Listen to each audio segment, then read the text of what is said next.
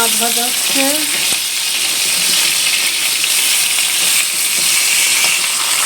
Hello বন্ধুরা, কেমন আছে সবাই? আছে সবাই ভালো আছে, আর আমি ভালো আছি। চলে এসেছি নতুন রান্নাবান্না নিয়ে।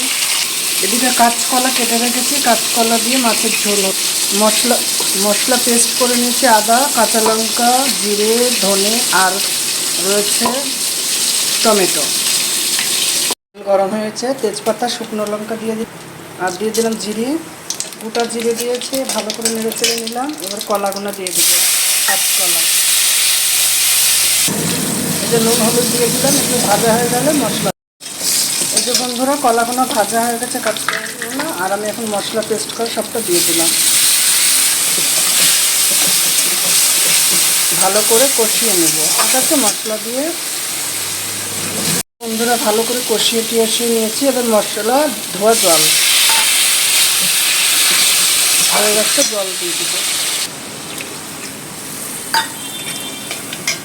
দেখো বন্ধুরা, ঝোল ফুটে এসেছে, ভালোভাবে ফুটেও গেছে আর সিদ্ধ হয়েছে। যে মাছগুলো দিয়ে দিলাম, কলা তো গলে, কাঁচকলা একদম সিদ্ধ হয়েছে ভালো।